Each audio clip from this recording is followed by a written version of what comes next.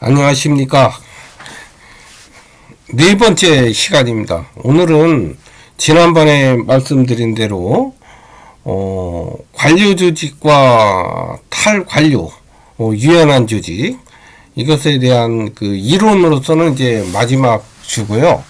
다음 주부터는 이제 조직의 이해, 실질적으로 이제 조직의 목표, 정책 수립 과정, 이런 것에 대해서 우리가 살펴보도록 하겠습니다. 자, 그러면 먼저 바로 들어가겠습니다.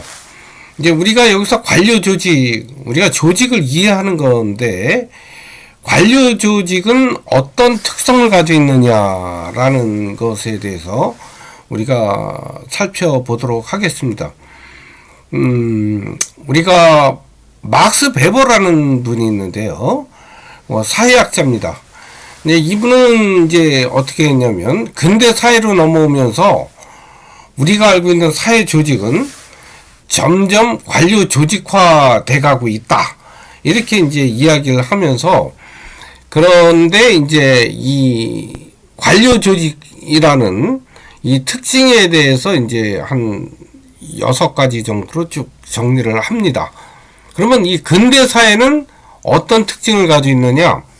근대 사회는 이제 합리성, 또 명료, 또 규정과 절차, 이런 게 있는 데가 이제 우리가 근대 사회라고 이야기하는데요.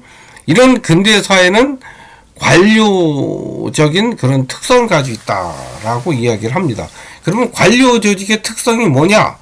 자, 첫째는 이제 분업인데요. 분업이라는 건 여러분 아실 거예요. 각 직원마다 이제 자기 일이 있고요. 그 다음에 이제 자기가 맡은 일에만 충실하면 되고, 이러면서 이제 그 일을 자꾸 반복하다 보니까 이제 또 전문화돼 가는. 그래서 이제 이렇게 각 분야별로 이렇게 나누어져서 일을 하는 거, 이거 분업이라고 얘기하고요.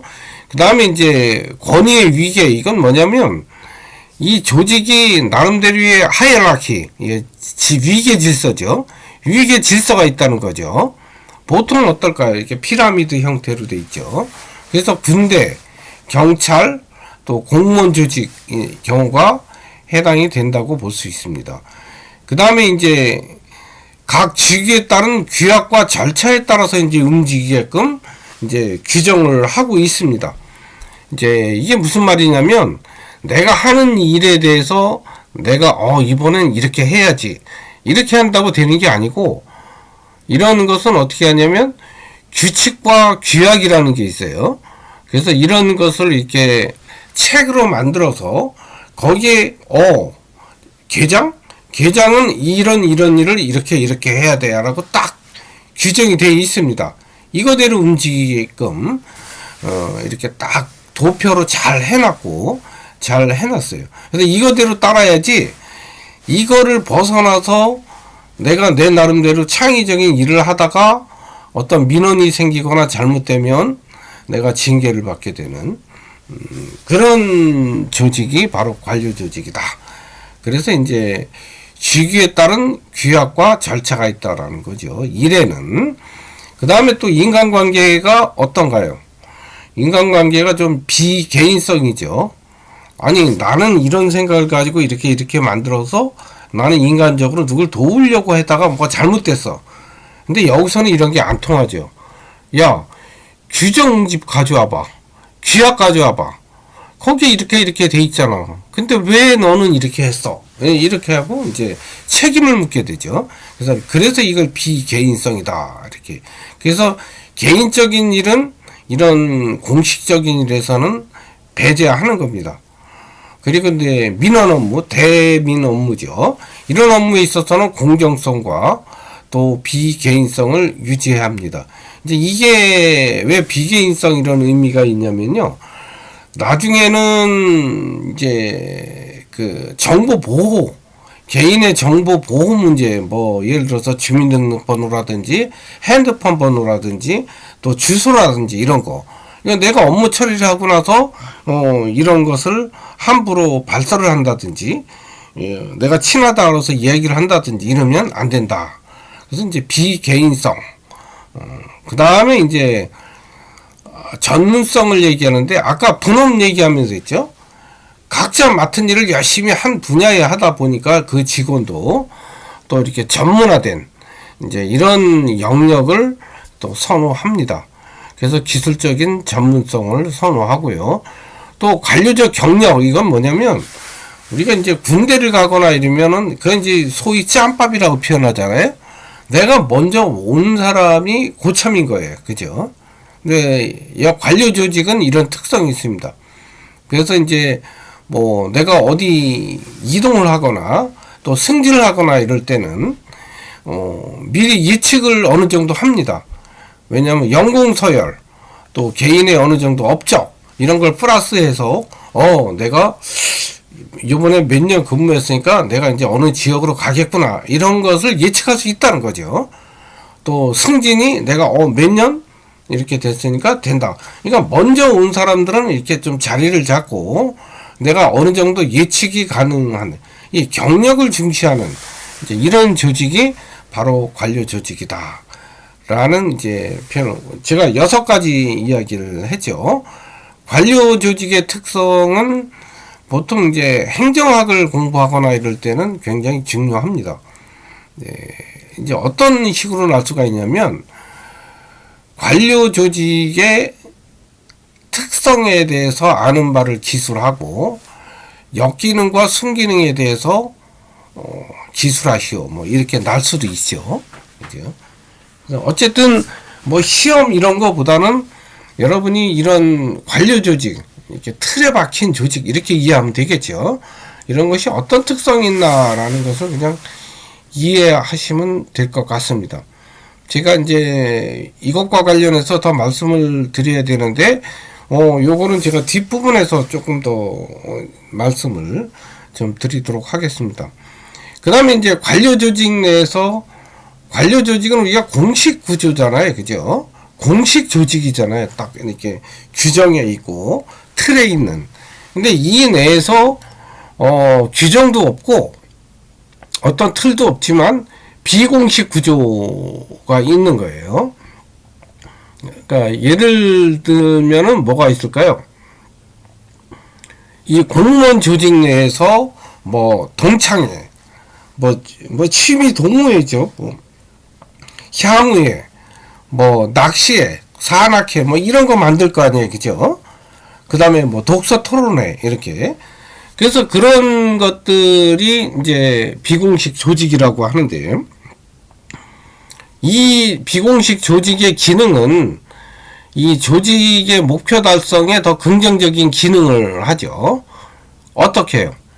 굉장히 좀 원활하게 하잖아요.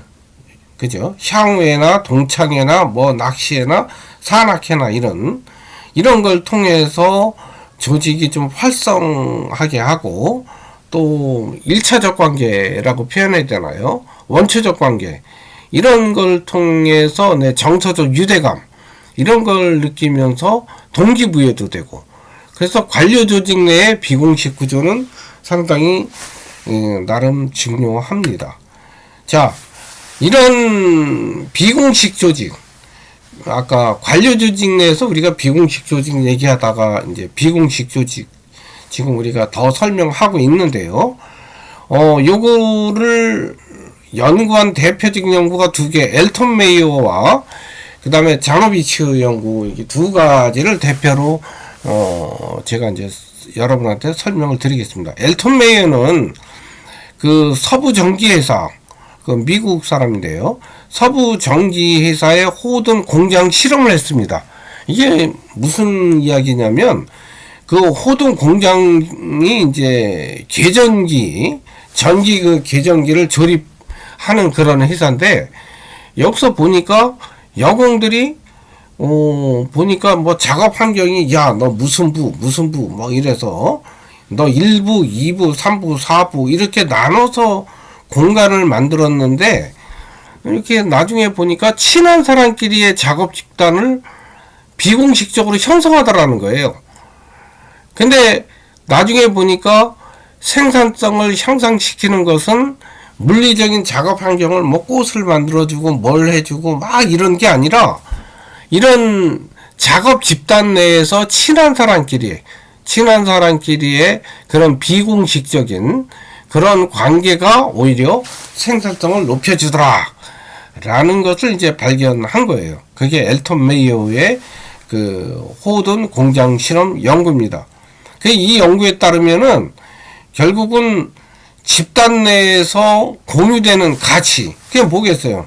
비공식 조직들, 그죠? 친한 사람끼리 모여서 서로 이야기 나누고 이런 거, 그런 것들이 이제 구성원들한테 더 동기부여나 생산성 향상에 도움이 된다라는 이야기를 하는 거죠.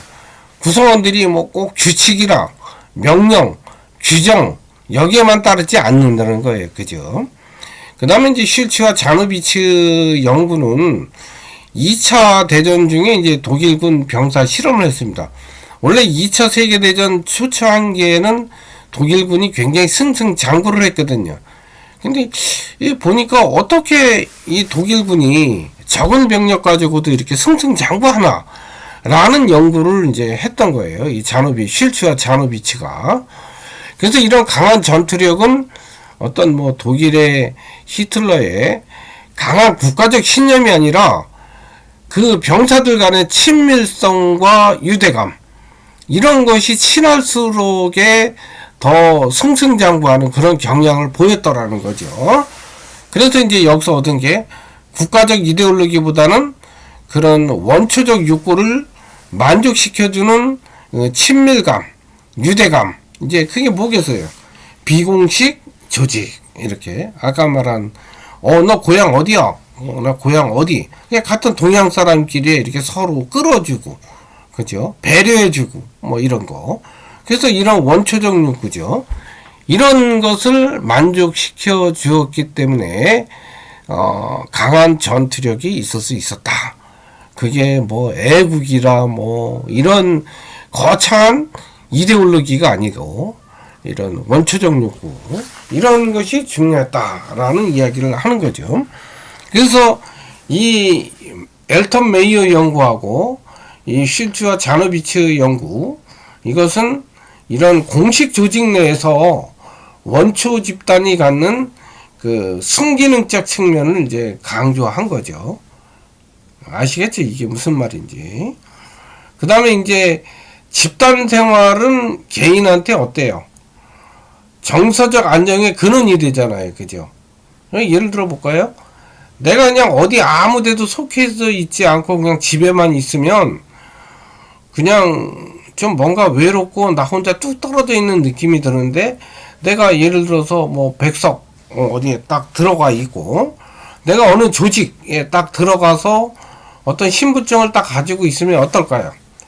어떤 나름대로 사회적 만족, 또 정서적 그 안정감을 얻을 수 있죠. 그죠? 그렇기 때문에 사람은 그런 공식적인 조직 생활이 되게 중요한 거거든요. 근데 그 안에서 내가 나름대로 참 즐겁고 재밌게 살려면 어떨까요? 그 안에 여러 사람들 간의 관계가 좋아야 되잖아요. 관계가 좋게 하기 위해서 그 안에서 비공식 조직을 또 만들어요. 여러분 나중에 이제 뭐 직장에 취업하시거나 이러면은 이런 걸 좀 느낄 거예요.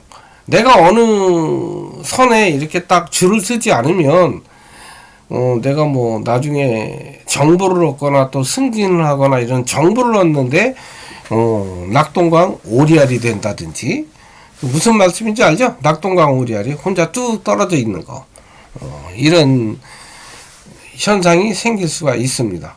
이런 거는 결국은 내 조직 생활 하는데 부정적인 효과로 나타날 수 있다는 거죠. 자, 우리가 이제 원초 집단은 뭐로 우리가 이해하면 될까요? 우리가 지금 얘기하는 비공식 조직이 갖는 역기능은 또 뭐가 있을까요? 이 깡패 집단 같은 경우가 그렇지 않을까요? 그죠? 그 깡패 집단은 어떨까요? 굉장히 결속이 잘 돼 있죠. 어때요? 말씀만 하십시오, 형님. 이러고 뭐 목숨까지 바치겠습니다. 막 이런 이런 사람들로 아주 그냥 울긋불긋하지만 굉장히 의리가 강하고 이런 깡패 집단. 근데 이 깡패 집단은 어떤가요? 사회적 결속에 기여하지를 못하죠. 그죠? 우리가 통속적인 사회적인 바람직한 어떤 사회적인 풍속 이런데 기여하지 못하고 자기만의 그죠? 그런 비공식 조직이고 원초 집단적 성격을 가졌는데 자기만의 이해관계에만 얽혀있는 이런 역기능적인 활동을 하는 거죠. 그래서 이런 비공식 조직 또 원초 집단이 갖는 역기능에 대해서 한번 생각해 볼 필요가 있습니다.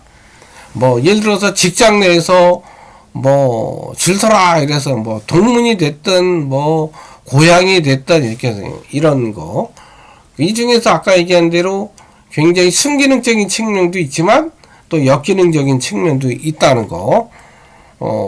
어떤 면에서 역기능이 있을까?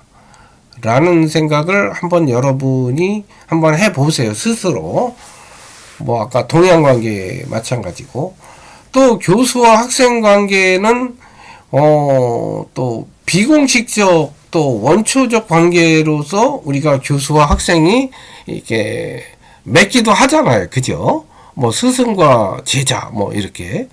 그러나 교수와 학생은 어떨까요? 또 공식 조직에서는 학교 내에서의 교수와 학생 관계 이렇게 공식 조직하지만 또 그렇지만 교수와 학생이 또 공식적인 관계를 떠나서 막 질문도 하고 또 되게 친해지면 또 원초적 이런 또 비공식 조직 이런 게 같잖아요. 근데 어떤 또 역기능이 있냐면 원래 교수와 학생이 친해지면 굉장히 좋은 겁니다. 그죠? 또 그렇게 하면서 교수도 자존감도 얻고 학생들한테 내가 조금 더 가르쳐주고 굉장히 좋죠. 또 학생이 또 교수를 따라주면 얼마나 고맙겠어요. 그죠? 근데 이거는 이제 순기능이에요. 서로 이렇게 관계를 잘 맺어가면 되게 좋습니다. 이제 보통 이제 대학원 관계에서는 이제 이런 관계가 좀 형성이 될 수가 있는데, 이제 학부에서는 이제 많은 학생을 이렇게 하다 보니까, 이렇게 또 원초적으로 친하다 보면, 이제 아무래도 이제 뭐, 성적을 매기거나 이럴 때는, 아무래도 이제 내가 아는 친구들이 뭐, 눈에 이렇게 많이 들어올 거 아니에요. 그죠? 그러면 약간 좀, 그 공평성에서 좀 어긋나는 공정성에서 그런 부분도 생길 수가 있기 때문에 이런 것은 또 역기능적 관계다라고 볼 수도 있습니다. 이제 물론 뭐 다 그런 건 아니고요. 그런 현상도 생길 수 있다라는 것을 이야기하는 겁니다. 여러분들이 한번 스스로 생각해 보시면 이제 될 것 같아요. 그 다음에 이제 관료제의 역기능과 이제 문제점에 대해서 우리가 한번 살펴보겠습니다. 아까 우리가 관료제의 특징은 이야기했어요. 그 다음에 우리 뭐 했죠? 관료제 내에, 그죠? 또는 공식 조직 내에 비공식 조직이 갖는 순기능과 역기능, 얘까지 우리가 지금 얘기한 겁니다. 그러면 이제 이런 공식 조직 또는 관료제가 갖는 뭐 순기능은 아까 특징에서 나타났으니까 이제 한번 보시면 뭐 분업이 됐던 뭐 전문화가 됐던 뭐 이런 것들은 이제 순기능형 이제 특징이니까 이제 아시면 될 것 같고, 이제 역기능과 문제점에 대해서 한번 살펴보도록 하겠습니다. 자, 관료제 또는 공식 조직의 역기능은 뭐가 있냐면 규정과 규칙에 근거해서 일을 하다 보니까 뭐 규칙이나 규정에 나타나지 않는 어떤 특수한 상황이 발생했을 때 그때는 이제 유연하게 대처하는 힘이 되게 좀 부족합니다. 이제 그 다음에 또 어떤 게 있을까요? 이렇게 딱 어떤 일이 생겼을 때 이건 내 일이 아닌데? 이러고 이제 이거는 뭐 김 계장 일이지, 이거 이 계장 일이지, 막 골치 아픈 일이 생기면 뭐 규정에 이렇게 딱 안 나와 있는 일이 생겼을 때는 서로 미루는 경향이 발생한다는 거예요. 아시겠죠? 이제 이런 경우는 이제 어떤 경우가 많냐면요.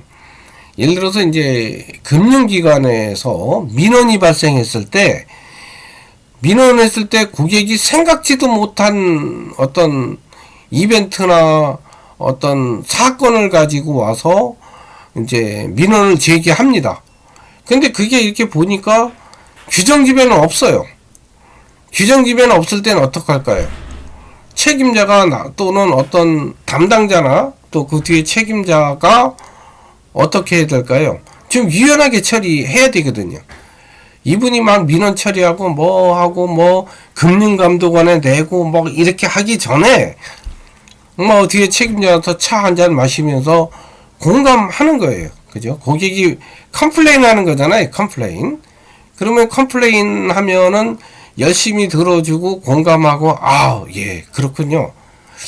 저희가 이거 생각을 좀 못했는데 어떻게 교통비를 좀 드릴까요? 이렇게 해서 잘 설득을 시킨다든지 이제 이렇게 좀 유연하게 대처해야 되는데 이제 이런 것들이 이제 되게 부족하죠. 왜요? 규정이나 규약집이 없는 걸 내 맘대로 뭐 돈을 교통비를 지불하고 뭐 이런 것들이 되게 좀 부족하다는 거죠. 그리고 앞에 있는 담당 직원들 경우가 특히 그래요. 이 친구들은 어떠냐면 거의 규정집에 의거해서만 고객을 상대하거든요. 그냥 고객하고 자꾸 싸워요. 왜요? 고객은 자기 이야기를 하는데 그 담당자는 규정집에 없거든요. 그러니까 이거는 규정이 없는 거니까 이건 틀린데요. 뭐 이거는 아닌데요. 왜 우기십니까? 그러니까 자꾸 싸우게 되는 거죠. 그죠? 그래서 책임자가 뒤에서 좀 유연성을 좀 발휘할 필요가 있다. 그게 이제 관료제에서 이거 제가 경험한 거거든요. 그래서 앞에 직원들을 보면 직원들이 대부분 규정과 뭐 규칙 여기에 근거해서 업무를 하기 때문에 또 그럴 수밖에 없는 부분은 이해가 돼요. 그런데 또 이런 특수한 상황이 발생했을 때는 또 이렇게 유연하게 대처해야 되는데 그런 부분이 직원들이 좀 상당히 부족하더라고요. 그 다음에 이제 의례주의 현상 또 목표 정치 현상이 이제 나타나는 거죠. 이게 이제 무슨 말이냐면 너무 규정과 규칙에만 막 그런 걸 목적으로 하다 보니까 진정한 목적이나 목표를 망각하는 거죠. 그게 목표 전치 현상이라고 그러죠. 원래 목표는 여기 있는데 그게 저 뒤에 가 있는 거예요. 왜냐면 뭐 하다가 그 수단에만 매달리다가 규칙과 규정, 그러니까 의례주의죠. 그 의례에 이렇게 매달리다 보니까 결국은 우리가 추구해야 되는 그런 목표, 이런 것은 또 수단이 되는 목표 전치 현상이 나타나는 거죠. 무슨 말씀인지 아시겠죠? 그 다음에 이제 세 번째는 의사소통이 원활하지 않을 수 있다는 거예요. 왜냐면 관료조직이라는 데가 어때요? 딱 이렇게 정해졌잖아요. 그죠? 그럼 이제 지휘계통을 통해서 이루어지잖아요. 대부분. 그러다 보니까 위에 사람한테 이렇게 말을 편안하게 이렇게 할 수 있나요? 그게 좀 안 되죠. 그죠? 윗사람한테 하면 이렇게 왠지 쫄고. 그죠? 이거 뭐 나 지적 안 하나? 혼내지 않나? 뭐 이런 거. 그러다 보니까 정보 왜곡이 나타날 수 있는 위험도 있습니다. 왜냐면 있는 그대로 다 얘기 안 하거든요. 왜냐면 밑에 사람이 위에다 얘기를 다 하면 이 사람은 그 꼬투리 딱 잡고 뭐라 그래요? 야, 너 누가 이거 하라 그래서 이렇게 혼내잖아요. 그러니까 얘기 잘 안 합니다. 내가 좀 실수한 거는 그냥 내 선에서 끝내고 잘한 것만 이렇게 딱 가지고 묻지 않으면 얘기 안 해요. 묻는 것만 대답하는. 그러니까 이게 정보 왜곡의 위험성이 좀 있는 거죠. 그러니까 의사소통이 원활하지 않죠. 그 다음에 이제 구성원들의 퍼스널리티 문제가 된다는 게 뭐냐면 공무원들 보면 알죠. 여러분들 이제 뭐 주민센터나 이런 요즘 좀 많이 나아지긴 했는데 아직도 보면은 굉장히 피동적으로 움직이고 또 복지부동 무사 안일주의 어차피 뭐 공무원은 뭐 내가 일 안 하나 뭐 월급 날 되면 월급 나오고 뭐 실적이 있어 뭐 있어 그냥 이 시간만 넘어가면 되지 이런 사고 이게 이제 무사안일 복지부동 이게 관료제의 역기능이 아주 대표적인 거라고 할 수 있습니다. 문제점은 이제 뭐 역기능과 문제점은 뭐 다 비슷한 거긴 한데, 문제점은 조금 더 거시적인 것이라고 볼 수 있어요. 그래서 관료제는 왜 관료제라나요? 왜냐면 효율성 때문에 하는 거잖아요. 그죠? 공식 조직은 나름대로의 목표가 있어요. 목표가 있고 그 목표를 달성하기 위한 정책 수립도 하게 되고요. 그죠? 그러다 보니까 어떻게 해요? 효율성이라는 게 있어요. 효율적으로 움직인다는 거예요. 근데 이런 관료제의 효율성은 굉장히 신속하고 뭔가 목적 달성에서 빠른 그런 장점은 있는데, 단점은 자유와 민주주의에 이제 조금 억압할 수 있는 그런 측면이 있습니다. 그래서 이제 민주주의 이상을 실현할 수도 있지만, 또 기회를 갖지 못한 사람들은 이제 기회의 평등을 이제 해칠 수 있는, 또 개인을 억압할 수 있는, 왜냐하면 오로지 효율성을 위해서 개인의 자유는 좀 어느 정도 억압하는 거잖아요. 목적 달성을 위해서. 이제 우리가 직장에 들어가면 이런 걸 많이 경험합니다. 왜냐면 난 내 생각과 나는 업무를 좀 이렇게 A처럼 했으면 좋겠는데, 위에 기한자, 위에 이 사람은 어떠냐면, 위에 상사는 나는 B를 얘기해요. 그러면 좀 꼬아도 어때요? 내 생각을 접고, 그러니까 나를 억압하고, 또 내가 뭘 해서 뭘 좀 자유롭게 하고 싶어도 여기서는 이 조직의 목적 달성, 목적을 위해서 어떻게 해요? 효율성을 강조하기 위해서 인간의 나의 자율성을 억압하고 그렇게 지내죠. 그래서 뭘 어디 가려면 윗사람한테 얘기하고 외출 달아야 되고, 이제 이런 것들이 이제 필요한 겁니다. 이러다 보니까 이제 수많은 사람들이 그 조직에서 소외되는 현상이 발생하고, 또 형식주의, 조직의 형식주의로 인해서 일반적인 사람들이 생각하는 사회정의를 좌절시키는 그런 측면도 발생하게 됩니다. 자, 아시겠죠? 효율성이라는 것이 반드시 좋은 것이냐라는 것들을 한번 생각해 볼 필요가 있고요. 그러면 이제 요런 우리가 이제 일반적으로 알고 있는 뭐 관료제 조직, 공식 조직만 있냐? 요것보다 좀 유연한 것들이 있죠. 왜요? 사회 발전에 따라서 이제 사회가 다양해지기 때문에 이런 자발적 조직들이 굉장히 늘어나고 또 비중도 커지게 됩니다. 이제 우리가 아는 이제 자발적 결사체는 이제 언제든지 가입하고 탈퇴할 수 있는 조직. 뭐가 있나요? 뭐 종교, 뭐 우리가 아는 대한의사회, 뭐 세무사협회, 각종 정당, 또 NGO, NPO 뭐 이런 거, 각종 자원단체죠. 이런 조직들은 자발적 결사체라고 볼 수 있죠. 여기는 이제 도덕적 권위가 이제 통제가 되고요. 또 자발적 수능이 이제 특징이 되죠. 구성원들이. 이건 우리가 매스컴 통해서도 많이 보게 되죠. 지난번에 아마 매스컴에 뭐 위안부 뭐 그 나왔죠. 한 분이 국회의원이 됐는데 이제 뭐 여러 가지 도덕적 문제가 생기니까 이제 권위가 굉장히 좀 추락하는, 그래서 도덕적 권위가 통제가 돼야 되는데 도덕적 권위가 안 세니까 통제가 잘 안 되죠. 사람들이 야유하게 되고, 야 내가 낸 기금 도로 내놔 뭐 이렇게 되는 거죠. 그 다음에 이제 친교 집단, 뭐 아까 얘기한 뭐 비공식 조직의 대표적인 경우인데요. 동창회나 낚시회 이런 거요. 그 다음에 이제 공동 이익을 추구하기 위한 조직, 뭐 전국경제인연합회, 뭐 한국노총, 뭐 민주노총, 뭐 참여연대, 그 다음에 환경운동연합, 뭐 또 여러가지 자신의 그 목적을 위해서 결성된 자발적 단체, 뭐 이런 경우가 여기에 들어갈 수 있습니다. 이제 우리가 지금 NGO, NPO 했는데 이게 뭐가 다르냐면요. NGO는 정부를 대응해서 이제 만든 자발적 결사체를 NGO라고 그래요. Non-Government Organization의 약자거든요. 그럼 MPO는 뭐냐?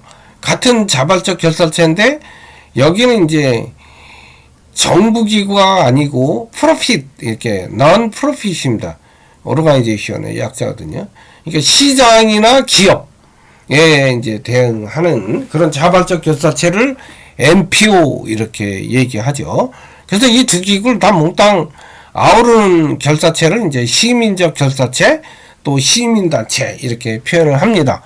물론 이런 유기적 조직도 역기능이 이제 있죠. 다 순기능만 있는 건 아닙니다. 예, 뭐 역기능에 대해서는 한번 생각해 보시면 좋을 것 같아요. 자, 이거를 지금 말씀드린 걸 요약을 하겠습니다. 기계적 관료제와 유기적 탈관료제는 지금 말씀드린 걸 좀 요약한 거예요. 확실하고 안정적이죠. 관료제니까요. 여기는 이제 어떤 경우에 유입하냐면 이제 소품종의 대량 생산, 다양하지는 않는데 이제 막 대량적으로 생산하는 데는 이제 유리하죠. 여기는 이제 우리가 관료제 생각, 공무원이나 뭐 경찰, 군대 생각하면 될 것 같아요. 수직적 권력, 통제, 조직체계, 명령, 복종 이런 거. 군대, 또 기능별 조직이라는 게 뭐냐면 우리 회사나 뭐 어디 가면 뭐 회계과, 총무과, 인사과, 무슨 과 뭐 있죠. 기능별로 이렇게 돼 있는. 여기는 어때요? 뒤에 계장이 있고 과장이 있고 뭐 이런 명령 조직이죠. 이게 관료제입니다. 유기적 탈관료제는 이제 환경에 유연하게 적응하고 정부 사회에 적응하고요. 다품종 소량 생산, 오늘날 사회죠. 굉장히 사람들의 욕구는 다양하지만 조금씩 뭔가 요구하죠. 수평적 분권화, 유연화, 자율과 책임을 중시하고요. 이제 이런 팀에는 굉장히 프로젝트 팀도 있고요. 팀, 또 뭐 네트워크, 매트릭스, 뭐 오케스트라 조직, 사업별 조직 이렇게 나눌 수가 있습니다. 우리가 이제 오케스트라 조직은 우리가 오케스트라 음악 이거 할 때 보면 아시죠? 여기는 굉장히 수평적이죠. 왜요? 나는 바이올린, 뭐 기타, 뭐 플룻 서로 뭐 관여하나요? 관여 안 하잖아요. 자신의 업무만 열심히 수평적으로 굉장히 전문적으로 하잖아요. 이게 오케스트라 조직입니다.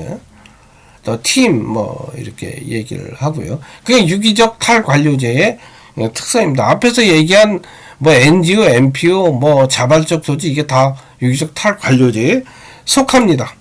자, 이제 여러분한테 마지막으로 조지 리처라고 하는 사회학자가 조직의 맥도날드화를 이제 이야기합니다. 원래 사회의 맥도날드화죠. 그래서 이제 우리가 살고 있는 모든 영역을 합리화의 원리에 입각해서 우리가 바라보잖아요. 근데 그 합리화의 그 원리 속에 숨겨져 있는 비인간성을 연구한 사람입니다. 그게 뭐냐면 기업, 노동, 뭐 학교도 마찬가지잖아요. 교육, 뭐 쇼핑, 레저, 영화, 스포츠, 우리 삶의 모든 영역 얘는 뭐가 자리 잡고 있나요? 합리성, 효율성, 그죠? 합리성과 효율성 빼면은 뭐예요? 다 멍청해지잖아요. 그것만이 최고. 그 다음에 거기다 뭐예요? 스피드. 뭐 이런 우리 지금 그렇고 있잖아요, 그죠? 그 속에서 인간의 비인간성이 내면화되어 있더라라는 이야기를 하는 게 조지 리천입니다. 자, 이 사람이 말하는 맥도날드와는 이제 패스트푸드점의 원리인데요. 여기는 뭐냐면 효율성, 계산 가능성, 예측 가능성, 통제 이 네 개를 얘기합니다. 이 조지 리천은 책을 썼는데 이 책 이름이 뭐냐면 맥도날드 앤 맥도날드, 맥도날드화 그리고 맥도날드 이 책인데요. 우리나라에 지금 번역돼 나와 있어요. 오래돼서요 나온지. 거기에 나온 책을 제가 이거 요약한 거예요. 핵심은 뭐라고요? 맥도날드화는 효율성, 계산 가능성, 예측 가능성, 통제 이 네 가지 원리가 사회를 지배하고요. 이 지배하는 그 과정에서 불합리성이 오히려 나타난다라는 이야기를 하는 거예요. 그 맥도날드화의 종류에는 뭐 버거킹화, 뭐 세븐일레븐화, 뭐 GP 윤활유화, 뉴트리 시스템화, 이런 것이 다 맥도날드와의 그 합리성, 그러니까 아까 네 가지죠. 효율성이라든지 계산 가능성, 예측 가능성, 통제, 이런. 그래서 이런 맥도날드와는 막스 베버의 합리화를 현대화한 겁니다. 이 네 가지가. 그러면 이 밑에 마주 하부 제가 말씀을 드릴게요. 그 맥도날드와는 이런 합리적 측면이죠. 네 가지. 이가 오히려 비이성적이고, 또 이게 또 진짜 뭐 합리적인 체계도 아닌 거죠. 왜냐하면 이 속에서 비인간성이 있기 때문에. 그래서 이것은 비인간화를 불러오기 때문에 또 비이성적이라고 이렇게 볼 수 있습니다. 자, 요것은 제가 이제 사회학적으로 이렇게 설명을 한 것이고요. 여기서 제가 요거를 조금 여러분한테 조금 철학적으로 좀 말씀을 드리고 싶은데 지금 시간이 좀 없네요. 그냥 사회학적인 관점에서만 제가 조금 더 설명드리고 그냥 마치도록 하겠습니다. 나중에 시간이 되면 이런 합리성의 비합리성에 대해서 우리가 철학적으로 한번 살펴보도록 하겠습니다. 막스 베버의 합리화를 현대화한 거라고 그랬잖아요. 이 맥도날드와는. 그럼 막스 베버의 합리화가 뭐냐? 이게 중요하잖아요. 그죠? 그 막스 베버의 합리화는 쉽게 말하면 탈주술화예요. 왜냐하면 이 사람이 1860년대니까 19세기잖아요. 이 사람이 살았던 이 독일에는 아마 그 프로테스탄트, 아마 그 기독교죠. 기독교가 굉장히 사회를 지배하던 시대죠.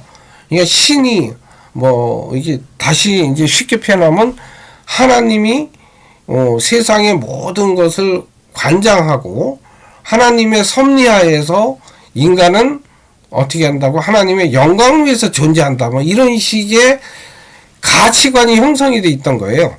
그거에서 벗어나는 것이 합리화라고 얘기한 거예요. 막스 베버는. 그래서 그걸 탈주술화 이런 거예요. 근데 주술화는 어떤 걸까요? 그냥 종교화를 주술화한 거죠. 왜요? 너가 어디 아파 이러면 뭐 어떤 거예요? 그거는 야, 너 하나님한테 죄를 져서 네가 아픈 거야 이런 거죠. 그러니까 그걸 주술화라는 거죠. 그 종교에서 벗어나야 된다. 그건 이제 합리성이라고 표현하고 했고요. 그래서 합리화의 비합리화라는 말은 뭐냐면 원래 합리성을 추구했는데 그 합리성이 오히려 수단이 되더라. 비합리화 되더라. 그러니까 이게 뭐예요? 주객이 전도된 거죠. 이 맥도날드화가 그런 거죠. 그죠? 맥도날드화가 원래는 효율성, 계산 가능성, 예측 가능성, 통제 이런 것이 됐는데 이게 오히려 수단이 되더라는 거죠. 비인간화. 그죠? 그래서 합리화의 비합리화 이렇게 하는 거죠. 제가 이게 짤막하게 지금 뭐 시간은 별로 없는데요. 제가 이 예를 하나만 더 들고 마치도록 하겠습니다. 우리가 MBC 의학 드라마에 아마 골든타임 여러 번 보셨는지 모르겠는데 그게 그 드라마에 보면 대충 이런 얘기를 해요. 그 의사가 그 인턴인데요. 그 인턴이 그 환자를 살리기 위해서 굉장히 무단 애를 써요. 막 이리저리. 근데 이제 환자를 살리는 것까지 좋은데 그렇게 되면 어떻게 되냐면 병원 입장에서는 이 손익이 안 나니까 이게 적자가 되잖아요. 근데 병원은 어떤 건가요? 병원은 원래는 수익 창출을 목적으로 하잖아요. 그리고 또 하나의 목적은 뭐가 있나요? 사람을 살리기 위한 목적이 있죠. 이 두 가지 목적을 다 가지고 있는 데가 병원이에요. 근데 병원은 오늘날 어디에 목적을 많이 가지고 있어요? 아무래도 병원은 일단은 수익을 많이 내야 되잖아요. 그죠? 뭐가 남아야 뭐 내가 건물도 짓고 의사들 월급도 주고 뭐 간호사들 월급도 주고 이래야 되잖아요. 근데 사람을 살리는 것까지 좋은데 살린다고 별로 돈도 안 되는 사람 적자로 이렇게 해서 하면 안 되잖아요. 병원 입장에서는. 그죠? 그래서 기본 목적을 달성은 못하죠. 그죠? 이게 왜 이래요? 병원의 업무 지침대로 의사가 안 하면 이게 손익이 안 나죠. 수익 창출이 안 되는 거잖아요. 이 드라마에 이제 그런 게 나오는데, 대신 의술을, 왜냐면 사람을 이렇게 막 내가 살리고 싶은데도 어때요? 병원에서 이렇게 규정이 있죠. 야, 이러면 퇴원시키고 이렇게 해서 이런 사람들은 별로 돈이 안 되니까 뭐 좋은 얘기를 해서 딴 병원에 보내드지, 뭐 이런 식으로 업무 지침이 있죠. 이런 업무 지침 때문에 어때요? 진정한 내 의술 실현을 하고 싶어도 안 되는 거죠. 그죠? 그래서 이걸 뭐라 하냐면, 앞에 업무 처리 지침은 막스 베버적 표현하면 형식적 합리성. 그 다음에 정말 내 의술을 실현하는 의사가 뭐 내가 손익은 안 나도 진짜 사람을 살리겠다, 이런 거를 실질적 합리성 이렇게 해야죠. 형식적 합리성, 실질적 합리성.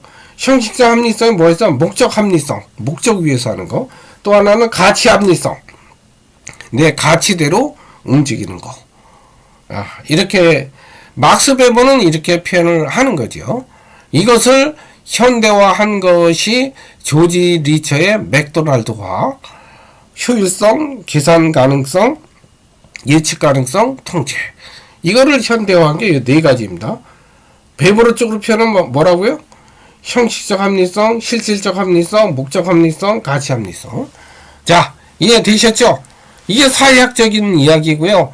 또 이것을 좀 철학적으로 표현하면은 좀 골이 더 아파요. 골 아픈 얘기는 빼겠습니다. 그냥 여기까지만 제가 말씀을 드릴게요. 이번 주는 이제 어차피 이론 수업의 마지막이니까 이번 주까지만 조금 이제 조금 생각하실 수 있는 게 좀 있고요. 다음 주부터는 조금은 이거보다는 조금 가벼운 그런 주제를 가지고 하게 될 겁니다. 자, 이제 제가 질문입니다. 자발적 결사체 조직이 갖는 문제점에 대해서 한번 적어 보세요. 많이도 필요 없고요. 항상 얘기하잖아요. 시간 되시는 분은 이렇게 쭉, 제가 이렇게 보면은 여러분들 잘 적어 주시더라고요. 근데 너무 내가 시간이 없어서 못하겠다 이런 분은 안 적으셔도 돼요. 안 적으셔도 되고, 시간 되시는 분 자기가 항상 그래요. 어서 인터넷에 있는 거 그대로 베껴서 이렇게 적지 마시고 내 생각을 그대로 한번 적어 보세요. 자, 제가 이번 주는 여기까지 하고요. 다음 주부터는 이제 조직의 이해. 여러분이 이제 NCS 이런 데서도 이제 도움이 될 거거든요. 이제 하고요. 이제 이번 주까지가 이제 이론에 대해서 제가 이제 말씀을 드렸습니다. 이것은 제가 지금까지 말씀드렸던 것은 아마 상당히 토대를 깔고 많은 도움이 되실 겁니다. 자, 수고 많이 하셨습니다. 다음 주에 뵙겠습니다.